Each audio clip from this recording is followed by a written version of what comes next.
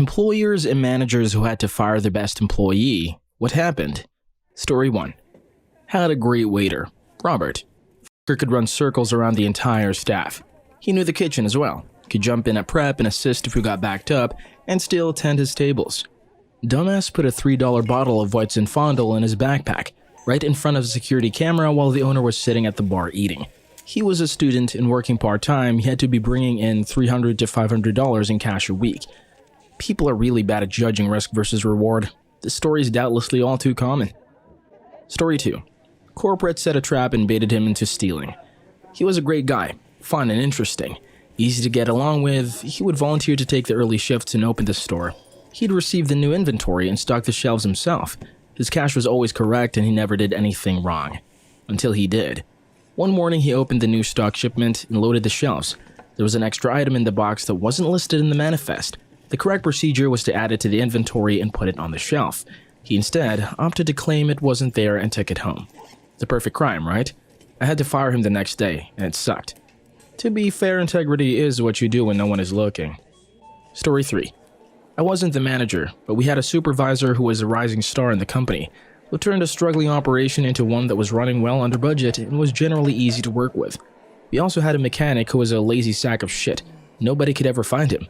So one day the operations manager was looking at the security footage, trying to figure out what the mechanic was doing all day, and caught him selling pills out of his truck in the parking lot. So he called the police. When the police showed up, the mechanic was in his truck in the middle of selling drugs to the supervisor. They were both fired. The operation went from under budget to $50,000 to $100,000 over the next few months. Story 4. Part of my job is to process expense reports from the sales department. I noticed 1 month that the top salesman had claimed a plane ticket expense twice. One when he booked it, and then again when he took the flight months later. I reviewed his past expenses and noticed he was doing this regularly. When he booked the flight originally, he would claim the full amount of the ticket. Then when he used the flight, he would claim each leg of the trip as a separate daily expense, so that the receipt amounts wouldn't match to avoid detection. This is how I figured out he was doing it intentionally. I showed the evidence to the chief financial officer, and he was gone the next week. I only went back 3 years, but he stole about $10,000 over those 3 years. You'd think people who made a certain amount of money wouldn't risk it by stealing, but then you'd be wrong. Story 5. Had a guy who would work his ass off daily inputting data into spreadsheets. Would come in and put in solid hours of actual work, not goofing off. He would literally get 4 times as much stuff done a week as anyone else in the office. After 3 weeks straight of this, other people start to take notice, and occasionally ask him to help them out when they're behind, and he obliges. This gets worse and worse, and eventually people are basically just walking all over him while they spend all day Facebooking and whatnot, because he won't say no if they ask him to help with their work. The dude just keeps trucking through and through. About 4 months into working there, it's gotten to the point where you can hear the extra cunty girls talking about leaving early and not getting in trouble because he'll just do all the work for us if we ask anyway. Well, the guy goes into the boss's office, and I work right next to it so I can hear more or less the entire conversation. I am paraphrasing, but it went something like this. I would like a raise. I'm doing way too much work for how much I'm getting paid. Everyone else who works here is so damn lazy. I even have people making jokes about how I will do the work for them and they will get paid for it.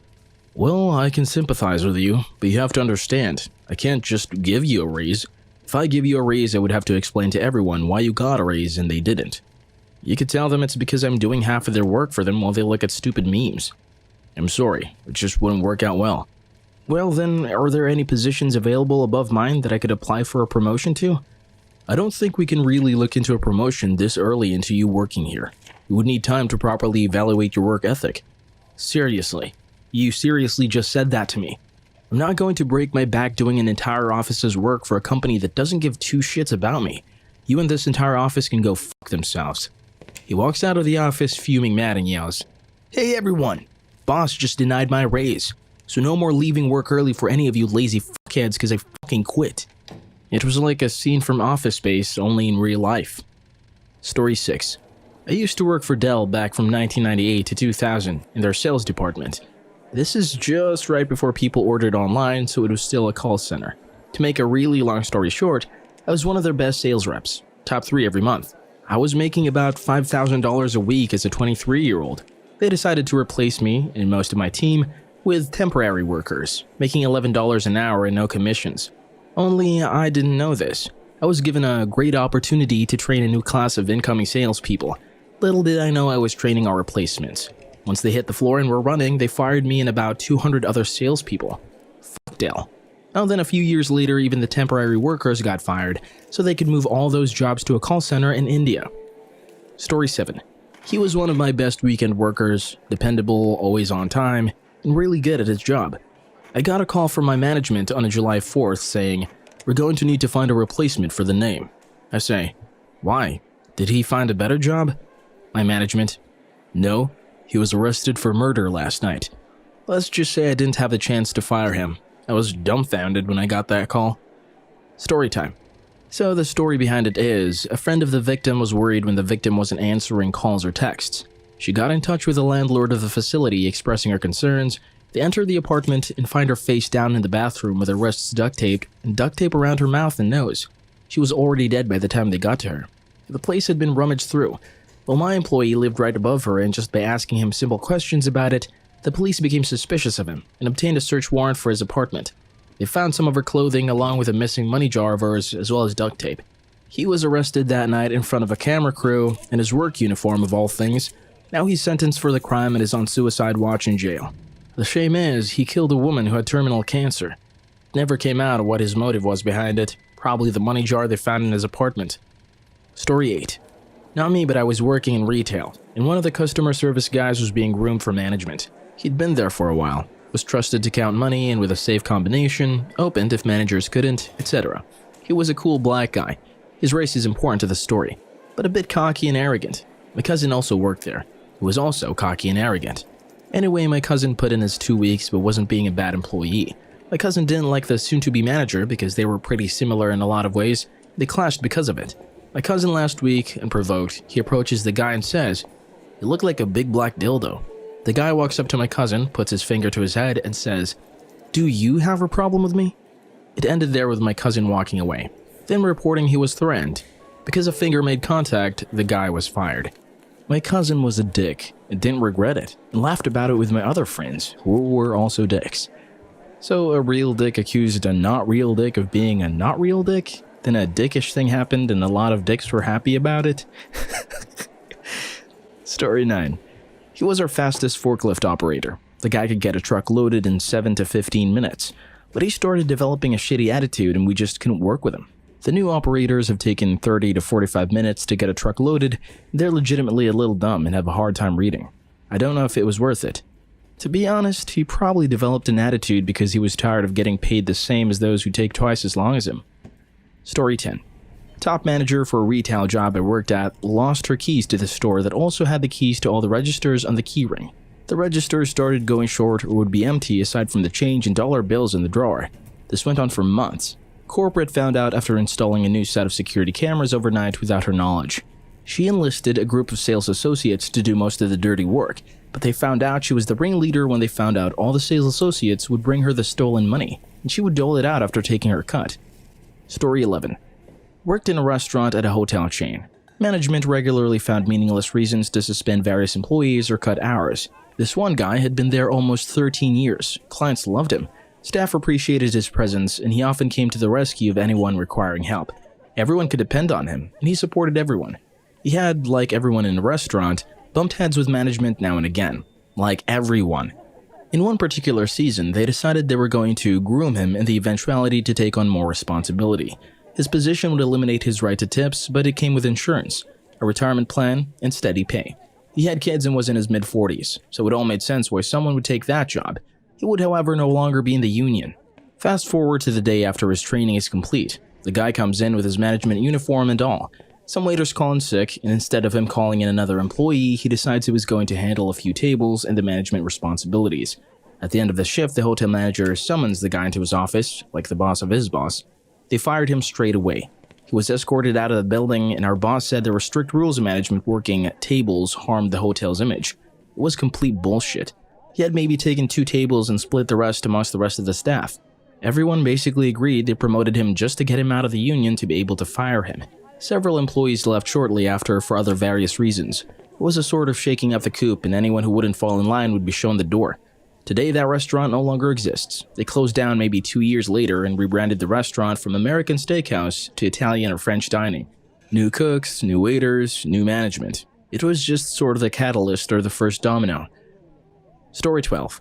We hire a lot of people in recovery who are a part of the drug court program under the condition that they will be terminated if they go back to jail for drugs or alcohol charges. This co-worker was our hardest worker and always picked up shifts and got tons of compliments. So it really sucked when she relapsed and failed her P-test with the drug court. She got sent to jail for a week and we had to fire her. I still kept in touch with her, and when I found out she was pregnant, I convinced my boss to hire her back. One last chance. I'm so happy I wasn't wrong, because she's about to celebrate her 4th year of sobriety, and she's now in management. Story 13. My dad had a guy working for him who was great. Could work long hours, not complain about being on call, etc. Well, he got caught fucking a nurse in his office. He got divorced and had a nervous breakdown, and started threatening to kill everyone, so they had to fire him and have him banned from the premises. Oh, and after that, we caught him hiding in the woods behind our house. Crazy guy. Oh, and he sued us for wrongful termination. A really dedicated guy. Edit. These guys were doctors who worked in the ER. He did a settlement and the nurse sued him in the hospital for sexual harassment and got a few cookies too. Funny thing is, how common affairs are in hospitals, this idiot couldn't handle it. Story 14. Scott was my riding buddy. We rode together everywhere on our motorcycles. We managed a small restaurant in a small chain with only 2 shops, but it was growing. When a night manager position opened, I gave it to him. He worked hard and was enthusiastic. A couple of years passed and now 5 locations. I was the general manager and Scott managed the original location. We still rode everywhere, swapped girlfriends and played pool. Life was good.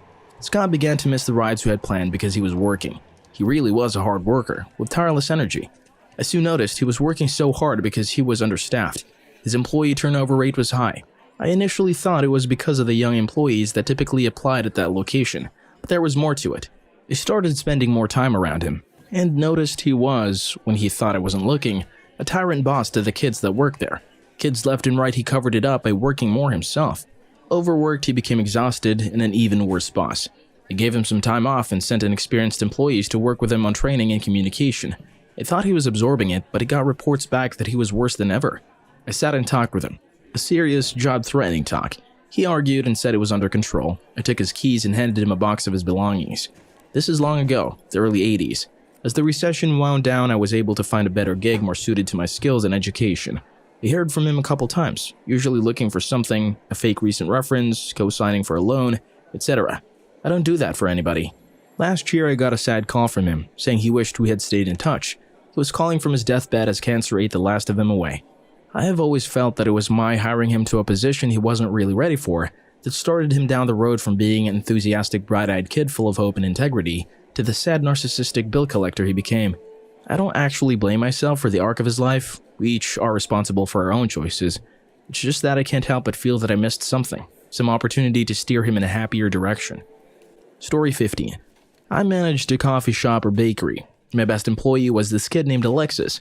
He was sharp and was quick to pick up on all skills required to work in our fast-paced environment, but he was also someone who would stay out really late at night partying, and it would affect his attendance. One night in particular, he calls me up and tells me he's stuck in Baltimore. We live in DC. He won't be able to make it in for his shift the following morning. He called me at 7 p.m. The last MARC commuter train leaves at 9:30 or so. And there's a free circulator that runs throughout the city. I used to visit Baltimore pretty regularly at the time because there was a girl I was seeing up there. Anyways, I only had 1 day off a week and was working 14-hour days. It was the last straw in a series of no-call, no-show situations where he had left me hanging for our busiest days. I called his phone that same night and told him that if he didn't show up for his shift on time the following morning, he was fired. He didn't show up, and I never saw him again. This was a few years ago, but I sometimes wonder what happened to him. He was a really sharp kid, but he did way too many drugs and wasn't as clever as he thought he was, so would often get into trouble with the police. Story 16.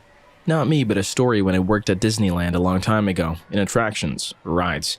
The area manager loved this one particular cast member or employee, like this was the son he never had. This CM was promoted to lead on one of the roller coasters fairly quickly in his regime. One night he was the lead in the closing crew. The crew decided to ride after hours. Idiots that they are, they went without the lap bars down, and in one turn the ride is visible from the walkway. Even though the park was closed to guests, security was still in the park, and the security guard saw the train go by with the CM standing up through the turn. Security gets a hold of Theme Park 1, the manager in charge of the park for the night, who calls Attractions 1 to find out what's going on. Not surprisingly, every CM who was on the closing crew that night was fired. Unfortunately, so was the prodigal son, because he was the one who dispatched the train without the lap bars down. Story 17. Managed a grocery store in the Midwest in the early 2000s. Had a great night stock guy we'll call Juan, because that was his name. I got to know him a little bit since I'd occasionally have to stay and help the night crew stock since they were frequently understaffed. Juan was from Mexico, lived in a tiny apartment with his extended family, parents, siblings, an aunt and uncle, a few cousins, and a baby nephew and niece, and worked 2 jobs full-time. So for 8 hours a night, he'd throw stock for me, then go work at a restaurant as a cook afterward. Then go home and nap for as long as possible before repeating all over again. I had nothing but respect for Juan. He was my second best worker on night stock, always showed up on time, his output was quick and steady, and the man was scrupulously honest. One night he wanted a soda, but we had already closed the stores and registers, so I told him to just get one out of the display case and pay for it later. He kept the receipt for 3 weeks until I saw him again and made sure he showed it to me because he wanted me to know he did pay for it. Anyway, after a few months on night stock, he asks me if we have any positions available during our open hours because he missed being able to see his family and wanted a more normal schedule. We needed an extra person in the meat department, so I asked him if he would be interested in that. He said he would, so I had him sit down with the butcher for an interview. The butcher liked him, so we transferred Juan to the meat department. He did very well there. The hours allowed him some more freedom, so it seemed like a great arrangement. Here's where it goes bad. This was about a year after 9/11, so the new Homeland Security and Patriot Act laws were being enacted fast and furious. One side effect of this was background checks and the like were being conducted by everyone, so there was a backlog of requests. I get a notice from the Social Security Administration that Juan's social security number was invalid. No big deal, someone probably put a number in wrong somewhere. I call our HR and read the number he put on his application. No errors. I go and find Juan and double check it. As I thought, one number was off. I send it back to HR. A week later, I get a call from the HR director. She conferences with the regional AP guy. Apparently, Juan is not a citizen of our country. We need to terminate him immediately. I call Juan up to the office and let him know he was being let go. He's upset, but nods his head and leaves. He comes in a week later to pick up his last check, but there's no check for him. I call HR and find out that since he's not a legal citizen, we're withholding his pay until we hear back from insurance. You have to tell him this as well. I don't know what happened to him after that. We did eventually pay him for his last week of work, but we ended up not paying out any of his vacation time, of which he had a fair amount, because of reasons I'm not very clear on.